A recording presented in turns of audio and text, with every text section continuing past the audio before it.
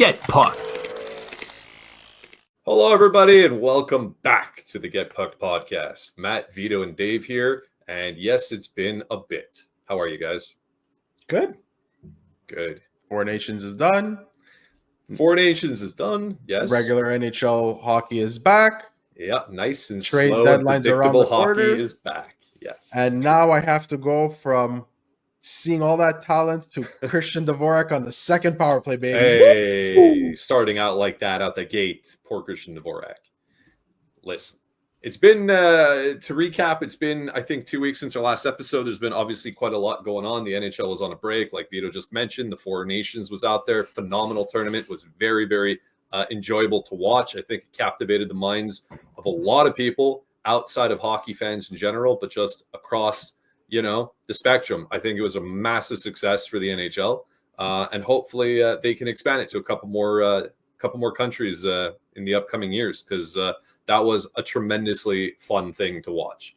And of course, definitely amped up the Olympics. Canada winning was like the cherry on top for us, obviously. Okay. Obviously. That said, let's get back to our bread and butter. So there's been a lot of things going on with the Montreal Canadiens, lots of rumors, lots of speculation. During that break, a lot of people at the beginning were talking about, there's going to be a lot of movement, a lot of activity, a lot of trades going to happen. Basically, nothing happened. But that didn't stop the rumor mills from going, and there's a couple things that caught my eye, and I want to talk to you guys about it. Noah Dobson was a name that was thrown out there as potentially somebody that the Islanders were looking to maybe entertain options for in terms of a trade. This guy, I think, is a tremendous player, and it got me wondering, what would it take to make that happen? A lot of people out there, a lot of different things, but the one that caught my eye that I want to know what you guys have to think about is, would you include Cole Caufield in some capacity to acquire Noah Dobson? Which one of you wants to take a stab at that one first? Vito, you go first. Oh, Vito. Damn it, putting me to the wolves, huh? It's tough, man, because the way I see it, Noah Dobson would solidify the right side and is a puck-moving defenseman. He's got a lot of upside. He's still very young. Still, his game is a little bit raw, but how many 6'4" mobile defensemen are there in the NHL who are coming off a 70-point season? But this is a down year. He is dealing with a bit of an injury. When it comes to, I feel like if the Habs were to do that, they would create a massive hole on their top six in terms of goal scoring. For years, we've been saying, we needed a goal scorer. We need guys to put pucks in the net and all that. And Cole Caufield he's at the moment, he's 3 from 30, 3 away from 30. And I as much as I think in some ways it would make sense to make that deal, I could also see how it doesn't make sense. So I personally wouldn't do it, and I like Dobson. I always draft him in my fantasy pools. I follow him. I know there's some Islanders fans that are not really crazy about him, which is nuts to me. But, the New York Islanders have always been an organization that have given up on their players way too early. But I don't think I'd be able to do it, mainly because who do you replace Cole Caufield with after? If you trade him away, who's going to be in the top six potting in those 30, potentially 40 goals? So that's why I don't think I would do it, not unless somehow there would be some other move that took place beforehand that's going to mitigate the loss of goals. Yeah, I tend to agree. There has to be, they have a lot of assets, right, and capital, so they could definitely make moves going forward. And it's not every day that a guy like Noah Dobson becomes available and whatnot. And if he's available. If he's available, yeah, for sure. And I mean, you're looking at, like, let's say a Gooley, Dobson, Hudson, Reinbacher, top four. I mean, that looks pretty decent, in terms of, the future, in terms of a top four, a defensive core that going forward, all young guys. It would actually be pretty, interesting. That being said, Cole Caufield does score 30 goals. He's close to being a 30-goal scorer. And I do think that, like Vito said, you'd have to make a move adjacent to it to replace his goal scoring. Because if you're just going to say, Demidov's going to come up, and then you're going to have Laine. Like, Laine is not a sure fit down the line. to even staying in Montreal to begin with. And then you have Demidov. You're going to expect him to produce right off the bat, and I think that's might be asking a little bit much for him and increasing the pressure there. We know that Doc probably isn't a guy there, so you are creating a hole in your top six immediately by making that move. So I think that it's a move that could be done for sure, and I wouldn't necessarily be angry about it, but it has to be. They have to make moves elsewhere in order to make it work. I think it would also hurt the dressing room a little bit. You could see the chemistry between Suzuki, Caufield, and what Caufield brings, and the lightheartedness and all that stuff. And I know, Dave, in the past that you've said they're professionals, they could play, they could build chemistry, all those things. But there's something about Cole Caufield. You see him always smiling, always laughing, and whatnot. And it's not to say that Noah Dobson wouldn't be able to be that kind of guy or isn't that kind of guy to begin with, but I just don't see that kind of move happening. Without bringing in more goal scoring. And at the same time, Noah Dobson's up for a contract. He changed he changed agencies. The guy's going to get paid significant amount of money. And going forward with all the talent and young kids and prospects that the Montreal Canadiens have and what they want to acquire in the offseason and all that, they really got to be careful with their cap and how much they're going to just give away. And Cole Caufield, if he continues to produce for many years to come at a 30-40 goal pace and somewhere along the lines of the 70 points, his contract is actually digestible. It's on good term. It's one of the age-old questions, which is you got to give to get, and that is the kind of name that needs to be floated out there if you're going to talk about a guy like Noah Dobson. And to your point, he's going to get a big contract too, and if it's with the Islanders or elsewhere, like, this is going to happen. To answer my own question, though, I don't think I would do it. I mean, it's rare that a commodity like that becomes available to begin with, so you have to at least kick tires and entertain. And to Dave's point, you try to maybe make it work in a different capacity. I just think that this team has been starved for goal scoring for so long that when you got a guy who's proven that he's basically at least a 30-goal guy and perhaps more, if all things start playing out well with Caufield in his future, I'm not prepared to give that up yet. They got plans on the right side. Maybe it's not Dobson, but they got plans, and who knows what's going to happen. I'd rather roll the dice on that personally and keep what I have in goal scoring than hope that people are going to come in and fill those shoes. To Dave's point, Laine, you never know. You never really know. We have hopes. We've talked about this in the past. People are welcome to go look up those episodes, but we've talked about it, but it isn't a guarantee. And yeah, of course, Demidov is coming, and everybody has the expectation as high as you could possibly have. But that said, I'd rather have Cole and him, not him replacing Cole. And don't forget, they've been developing Cole Caufield. His game's changing. You can see it's evolved from last season. His two-way game is getting better. It's like, it's hard when and I get it. You got to give to get, especially a player like Noah Dobson. But I think we'd be having a different conversation if we didn't see the emergence of Lane Hutson. If we still were craving a quarterback defenseman, a puck-moving defenseman, or a productive defenseman, we'd probably be having maybe a different conversation. But now that you have somebody like Lane Hutson that's there, and there's other players, it's kind of like, yes, are the Montreal Canadiens better with somebody like Noah Dobson on the back end? 100%. But I know they're also worse without somebody like Cole Caufield. No, makes perfect sense to me. It does. And I mean, yeah, go ahead, Dave. No, I'm just saying Kobe and Shaq hated each other. Okay, so to go back to the chemistry, touchback. Kobe and Shaq hated each other. Jeter and A-Rod didn't get along. Chemistry is not everything. The room is not everything. But I do agree with you guys. I mean, I just think you also have to look at the flip side. What else can you get for Cole Caufield? For a proven guy like that. So maybe you could if you really want to get rid of him, you could try looking elsewhere. You're not really shoehorned into this note. And just real quick, because I mean, it's the nature of doing these things. I just want to be absolutely clear. This is a question that I was slanted about Dobson, and it was a hypothetical about Caufield. I don't think any one of us here is suggesting they should shop him. I don't think anybody is suggesting that we want him off the team. No, it was a hypothetical. It was something.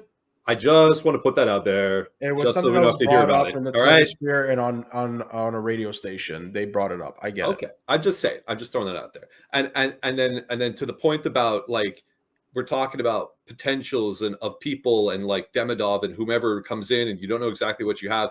Somebody who's been here for a bit now, and we're talking about scratching the surface of potential, or we're hoping that we are.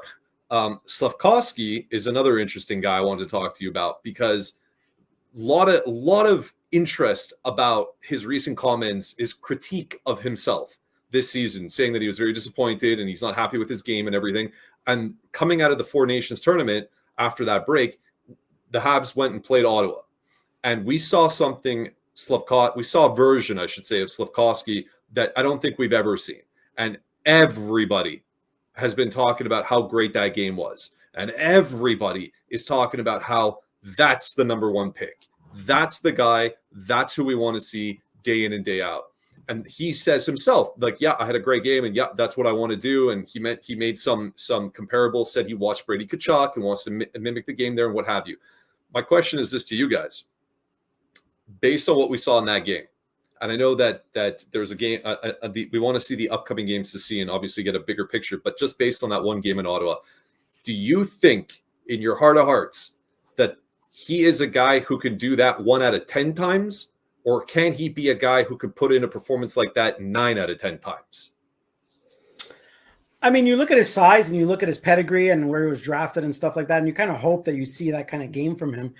I don't know if he has it in him. I don't know if it's in his character and nature. Not to say it's that fair. You can't change your character to it. I mean, there's definitely a way that you can meet in the middle. You know, you could be a productive forward and without being a pest like Brady Tkachuk, right? Like there's definitely a place for him, for that type of game from him. And I think that I expect that's what we're going to see. And I think that, you know, the coaching staff will guide him in that direction and be like, all right, well, you don't have to be Brady Tkachuk. You don't have to be these guys running around and pestering people. But, you know, you could just be your Slafkovsky and figure out who you are as a player. I mean, he's still 20 years old, man. Like, people are ready to label him and whatnot, but he has a lot of growing to do. He has a lot of maturing to do in the game of hockey and in life. So I think that you do want to see that compete level up a little bit more often, I think, but it doesn't necessarily have to manifest itself the way we saw in Ottawa. I think that's my answer. And in all seriousness, I think that's what you want to see a little bit from him, and you're happy to see it, but it doesn't necessarily have to be to that extreme. Very fair point. I think Dave nailed it by saying meet in the middle. And what I see Slafkovsky can become is not be an agitator in the sense of using his mouth and trying to play these mind games and say things that get under people's skin, but it's in the way that he plays and the way that he could play that he could get under their skin, right? You know, being physical, finishing the checks, creating space, be frustrating to play against. Yep. Be that power forward. You know, he's got a cannon of a shot. We've seen it. He needs to work on his release. Yeah, he's got to work on his release because it's a bit on the slower side, and I think that's just that, you know, just what a shooting coach in the offseason could do wonders. But that's where meeting in the middle be the right thing. When you look at Brady Tkachuk's game, he's in your face. It's like Brendan Gallagher on steroids, right? Mm-hmm. But with Slaf, he could be the goal scoring, productive guy while just staying quiet in a sense and just being a physical presence to create space and let people, you know, let him be that kind of guy that draws two players at once and creates space next to him to his teammate if need be. That's the type of player that he could be, get under, you know, and he scored again against Carolina. So he's definitely on something right now. He wants to prove himself and prove whatever he said to be true. So if this is his coming out party, and if he's the one that's really going to find this game, and it's going to be a middle between the Slafkovsky that was drafted and the Slafkovsky being the physical presence power forward, then Montreal is in a very good shape, and they might have finally gotten that, you know, unicorn, as Bob Ruff put it. I mean, to me, it's exactly that. I equate it to something like, well, basically, when I was thinking about this and talking to somebody else before the podcast about this same thing, it really came down to the question of, like, in the comparable to Brady Tkachuk, does he have that dog in him? You know, and I like that sort of analogy because I think everybody has that dog in him. It's just what kind of dog. Now, Brady Tkachuk, when I think about him, let's put the skill aside for a second and just go personality. Okay, when you think about Brady Tkachuk, when I think about what kind of dog he is, he's that dog that it doesn't matter who you are when you're walking past the fence. He's running 100 miles an hour to the fence and rah, rah, rah, rah, going nuts, right? That's him. That's his personality. Slaf obviously is not that. But I would like for him to morph into, instead of being the gentle Great Dane that just kind of is big, but like, slow walk and majestic, I like him to be something a little bit more where, yeah, he's there. You know what it is? I like for when you walk past the fence, instead of him with the head down, he could be uninterested because he's huge. And I want him to pick his head up, but I want him to give you a look. I want him to look at the passerby. You know what I'm saying? If you follow my analogy, I want the passerby to know. You lost 60% of our listeners. Stay with me. Do you write for BuzzFeed? Do you write for BuzzFeed? Or you... Stay with me. I want him to look. I want you to walk by and see this big dog there. And I want you to see the dog's not coming at you right away, but you look at the dog looking at you, and you know that if you act the fool, he's going to come through that fence. That's what I'm trying to say. What he needs to stop doing for sure after that game against Ottawa, don't fight. He doesn't know how to fight. Yeah, or go take some need to fight courses. He doesn't need to, but you have to understand, if he's going to be a physical guy, there's times where he's going to lay out a hit where certain people are not going to be happy, and they either need to know that he knows how to fight so they could kind of like second guess before they go and jump in, or he needs to just back up what he does. Because they need to know. Hold on. They need to know that he's prepared to fight. He doesn't have to be Jack guy, but they got to know that they can't just go in and rush him, or he's not going to stand up for himself. But to your point, yeah, I prefer him not to fight, but we have to entertain the fact that the game that all of us here and the coaches are probably asking him to play, and what he himself wants to play, will flirt on that line of being penalized more often. That comes with the nature of playing a more physical game. But it's fine. Any coach is going to be okay if their players getting penalized, provided that they're productive, and it's the way they're getting those penalties. If a guy's about to score a goal, even when I used to play hockey, my coach always used to say, but just to say, if the player's on a break or has a goal scoring chance that it looks like it's almost a 99% chance it's going to go in, and you trip him to prevent that goal from happening, that's called a good penalty. Now, if he's getting good penalties, it's one thing. If they're getting bad penalties, or it's a penalty because you took a shortcut or you were lazy on a play, then that's not good. But penalties do happen. Your coach reminds me of the coach from the Karate Kid. Sweep the knee. Like do what you got to do. Oh, he's going to pass. You want to break? Oh, take the legs out. No, anyways, it's just I get what you're saying.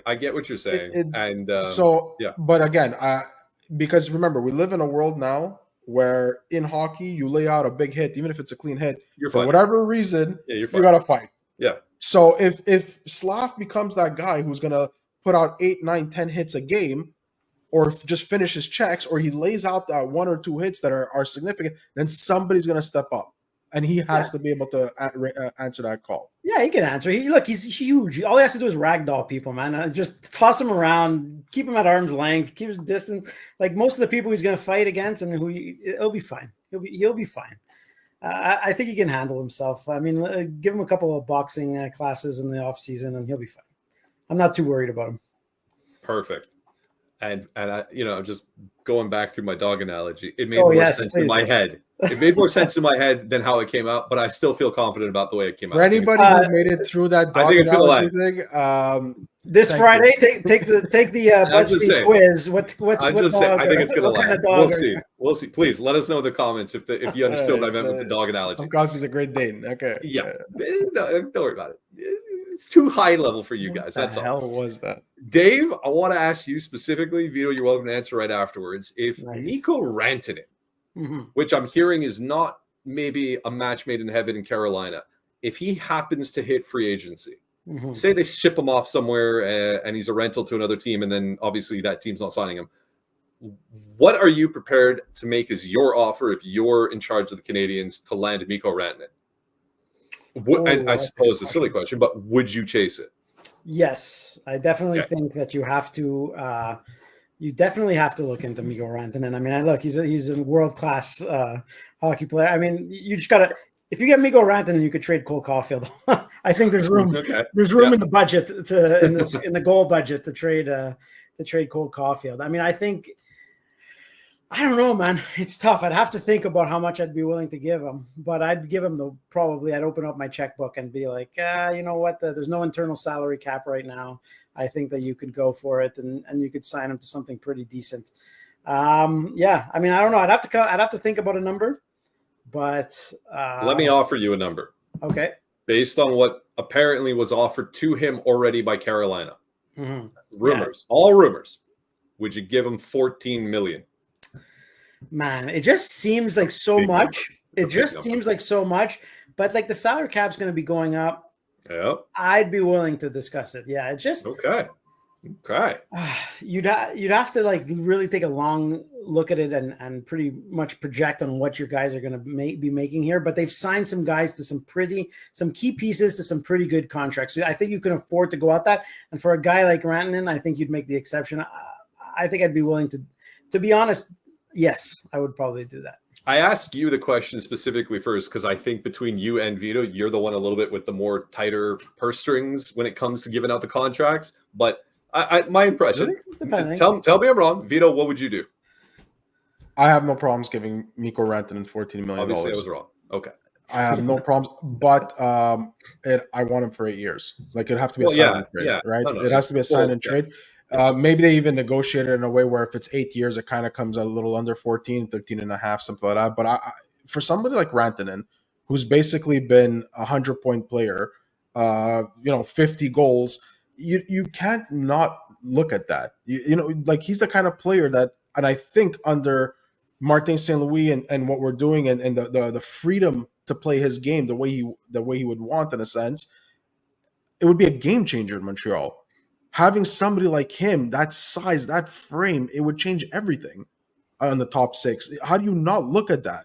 I don't think he was a McKinnon merchant where all of his production came from McKinnon. Did it help? Yeah, sure. But when McKinnon was hurt, Rantanen stepped up. In fact, those times Rantanen even played center. Not saying we bring him in to do that, but it's just to say no. But and he's still young enough that if you give him 8 years, I think Rantanen's 28. He'll be 29 sometime next year, and 8 years, like, you're good. So he stops at 37, and with the cap going up and projected that in a couple of years it's going to be over 100 million. They're fine. Montreal's fine. There's contracts coming off the books. Don't forget, Carey Price's contract is coming off the books after next year. Gallagher, there's 2 years. Josh Anderson, there's I think 3 years. Like, it's gonna all work itself out. The only thing they got to consider, and that's gonna be a problem for 3 or 4 years from now, is if Demidov hits his ceiling and becomes the player that we all expect and hope that he becomes, then they're gonna probably have to pay him something similar. We don't know. If he becomes that 100-point player that people think that he can become, now you got two of them. So open the book. I gotta agree with you guys. And I don't think Suzuki would have a problem with that either. Well, to say, there's an internal cap is going to look. Mikko Rantanen's coming at 100 points. Suzuki himself is going to look and say, I never even touched 100 points. Well, there you go. I mean, people are making the argument about, the Montreal Canadiens have an internal salary cap. He's outpriced. Please.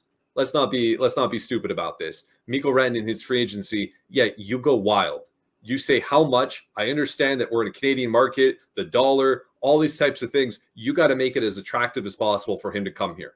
You got to tell him you put the red carpet out. He's been a top five player in the league for the last 4 or 5 years. That's like looking at McDavid becomes available because he wants to leave Edmonton and be like, no, I'm sorry, we can't even entertain this because Suzuki is under $8 million. But the reservation that I imagine that some people are having is about the money. It's not clearly about the player. I think most people who have any sense of hockey and have been watching it the last couple of years know the value of the player. I just think it comes down to it that when you're looking at your top guys right now, not even making $9 million a year, and you're starting with a number of 14 for this guy, that for whatever its reason off-puts people. But they have to be logical too, in the sense that there's certain players. Yeah, I get it, but there's certain players that you don't question it that way.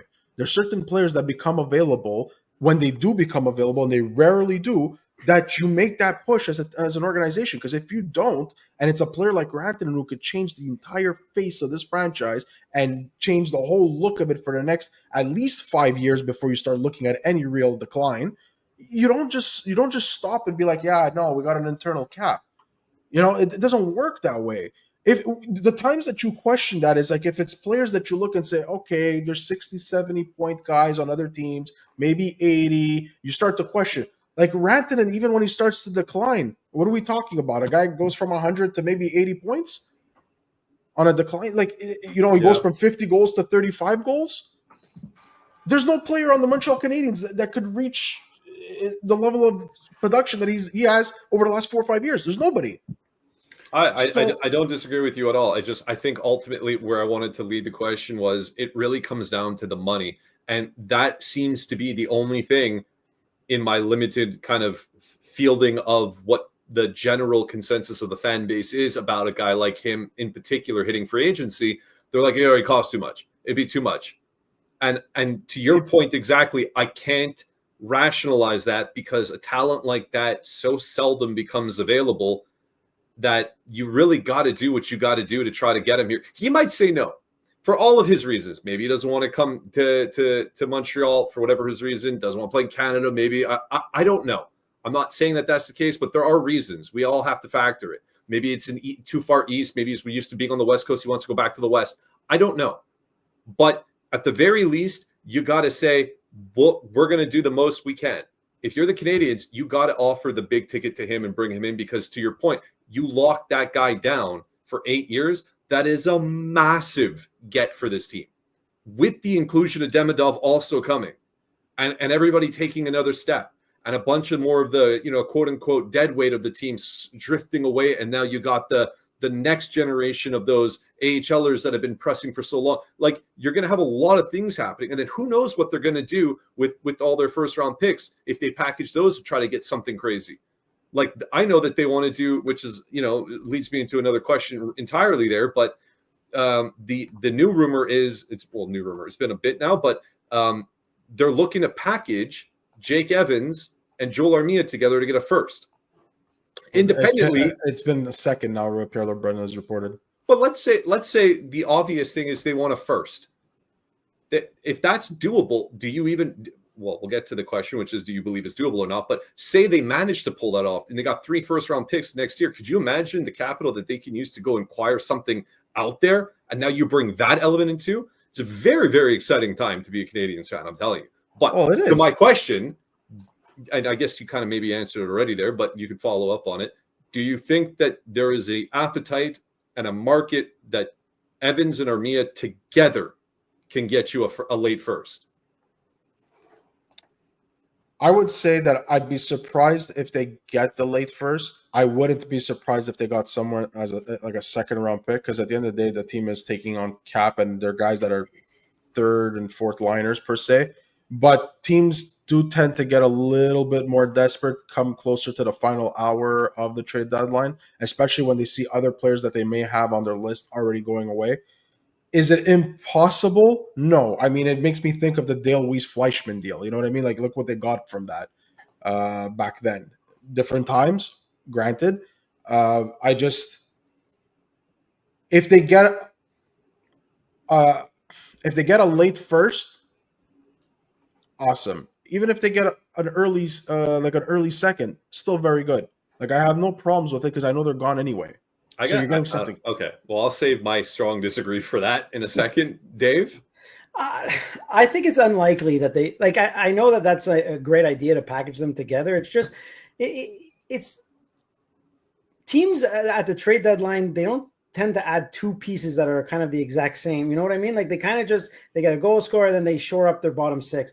It'd be rare for a team to have the place to put 2 guys in, slot them down there, and also spend their first round pick. Like, again, what else can you do? I always go back to what else can you do with that first round pick, man? Like, if you're a team, is that the best you can do is to pick up Jake Evans and Yoel Armia? Well, it depends who. If it's like New Jersey or something like that, where their pick is like basically it would be what 27 or 28 right now. It's like it's a second round. I understand, but it still means something, and that's why the Canadiens. And I just, to me, it just seems like a lot to ask. There's a lot of juggling for it to fit 2 guys into your bottom 6. That means you're moving 2 of your current guys out of there, and you have to figure out what to do with them. I don't know. It just, to me, but he's gone. Seems unlikely. Evans is gone. He's I understand that. Most likely. I mean, from all accounts, it looks like he's gone. I'm not opposed to trading him. I'm not opposed to trading them together. I'm just saying it's unlikely. That's all. I don't see it. I would be very upset, straight up, if it took both of those guys to net you a second. We were talking not long ago that Jake Evans himself was we were trying to push for a first, but like a second for him made sense to us. Now, if you add Armia, you're only getting a second. Matt, I think you got caught up with the whole hype of him going on a crazy train. But GMs I'm not caught up on no. I'm not caught up on his hype. I'm caught up on the fact that media is reporting that many teams are coveting Jake Evans in particular for what he could bring. Well, and Armia, he was at the Four Nations tournament. Don't forget, not that he played every single game, but he came back in after they took him out, and he was there. He's not. You know that he's the kind of guy that all of a sudden you put him in the playoffs, and he's not the same dude. He's not an all-star, but he's not a bad player. It's not like you're dragging additional weight on to take Jake Evans, and you got to take Armia too. I know he's a pylon, but it's the bigger problem is what Dave was mentioning is where do you find the Goldilocks team that can fit it, that could take 2 contracts with all that money. They can make it work. They can figure it out if they want to make it work. Because at the end of the day, what are we talking about? They can figure out to maneuver. They could send players down on waivers or just send them down to the AHL in the time being until they get to the playoffs, where the number of players that you have on your roster don't really matter as much. Things like that can work out. I get it, but they could also just have Jake Evans. You know what I mean? Like it seems very, very unlikely that a team would need both of those guys. And not only that, but then have to do the cap mathematics and then have to figure out the roster, what you're going to do with the roster, and paying a high price for it when you could. But we're also assuming that it would be Jake Evans, Armia, and just for a pick. Likely a player is going to come back, and it could be that's fair. Just to balance things out a little bit. Well, I think of the Pittsburgh and Vancouver trade, right? Like that's what people are talking about. Yeah. Pittsburgh sending off multiple players to Vancouver and getting the late first back. That's where this is kind of coming from, and it makes a lot of sense, right? They obviously should try and do this. I just think that the question is it feasible? Like that's really what it comes down to. The teams that are looking to get Jake Evans, I think are more like, well, we just want Jake Evans. I think that's what they're doing, and then how much can you get out of the team for just Jake Evans? When of course everything's going out like they're far apart and it's very unlikely he's going to resign, so you kind of lose that little bit of. I don't think that trade. By adding Armia, it's going to bump it up. It's a sure thing to bump it up into a first. I don't think it's a sure thing by any stretch either, to be honest with you. I mean, it's nice. It's a hopeful thought. I think it's cool that they're trying to do it. It's a very Montreal point of view to like. There you go. Yeah. That's the thing. I don't think it's going to net a first. But you know what? If it does happen, listen, Kent Hughes and Jeff Gordon have pulled rabbits out of their hat before. Sure. They've done certain things that came out of left field, or you didn't expect it, and to a team that wasn't really in the rumor mill to begin with. So it's quite possible. Usually all these, I think, moves would have happened already, but everyone's waiting for that first domino to fall, and it just hasn't yet. And for those teams that are kind of like trying to generate a bit of a bidding war, it's going to get to like the final 2 days or even to the final hour before it happens. There's certain teams in the NHL that can't go into the playoffs with the current roster they have, or even with the same rosters they had last year. I think of the Edmonton Oilers. They're basically right now going into the playoffs with the exact same roster they had last year. All they added was Jeff Skinner. I mean, really? I mean, they went to Game 7 of the Stanley Cup. I don't know if that's necessarily a bad thing, but I get your point. Every team's going to try to jostle and move at the deadline. And Montreal, I think we're all in agreement too. I don't want to really get into this. We're going to wind this down, but they're going to be sellers. Yes? Yes. I think they're going to be a hybrid. Sure. I wish you didn't say that because I almost feel like I have to ask you why you'd say that. But okay, I get what you're saying. No, I have to. Why are they hybrid? I think they're going to be a hybrid because they've shown that they can compete, and they're still not completely at the bottom, even though whatever. But I think if they're going to be able to add players and want to make a bit more of a hockey trade, they're going to be able to do it now. They've got the flexibility to go forward and start planning for their offseason. At the same time, they need to move out the contracts that they know they can't move forward with. So I think that's the priority there, more than bringing somebody in. If they bring somebody in a hockey trade, I'd be kind of surprised. All I know is that I know Dave has mentioned in the past that There's always scouts at the arena. There's always scouts watching teams or whatever. But there's 3 San Jose scouts at the Montreal Canadiens Carolina game. San Jose is a team that's looking to make hockey trades just like Montreal is. Okay. I'd be interested to see where that goes, if that goes. I definitely think they're going to be sellers, and I think you're going to see a couple guys leave Montreal, actually, more than just Jake Evans, is my personal take. As a final question, again, trying to end on something a little bit more fun. I like to know if there's somebody who comes to mind, a former Montreal Canadiens player that I kind of refer to as he was like a Hab for a minute, meaning that this is a guy who played for the Canadiens like only a handful of games. It could be as low as a single game, and let's cap it at something like he was a trade deadline acquisition and didn't re-sign. So a very small amount of time with the team. Do you guys have anybody who fits that mold that like, or rather I should say, who's your favorite guy to fit that mold? Who's the favorite guy to put on the jersey that wasn't a real, like not a real Montreal Canadian, but he played? Who's your favorite guy? I got one, but he got moved at the trade deadline. All right, just give it to us. Okay, that's fine. It was in recent memory, and it was called recency bias. Kovalchuk. Yeah. Okay. Okay. We're all in agreement. Okay. Yeah. I think he's one. I mean, look, to me, there's like a lot of names that pop up. I'd have to go look at how many games they actually played. Like Trevor Linden being a Montreal Canadian is a very random thing, but I think he was here for quite a bit. I think he was here for like 2 seasons. I don't really remember. Doug Gilmour also like a very, very random thing. All he did was break the glass. And then if you're thinking of like players who like played a game before leaving, like a guy like Ron Hainsey, Francois Beauchemin, like those type of guys, Thomas Vokoun, random Habs who like officially played for the Canadiens. Basically. I could bring it to a complete minute where he was cut from training camp. We could go to Brandon Hagel.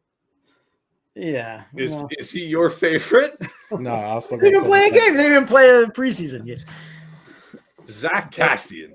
That's another. I mean, I knew everybody was going to probably say Kovalchuk. I was curious if you guys were going to say anybody else, but yeah, obviously that's probably the one that most people would say that at least have been watching the team the last little bit.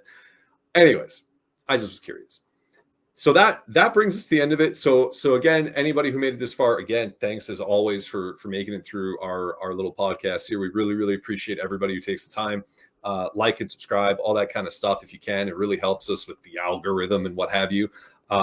Check us out on our socials as well for updates. We often post during the course of the games. We welcome any kind of any engagement at all with anybody who listens to us. That's really cool. And as always, let us know in the comments your take on any of the things that we talked about in this episode.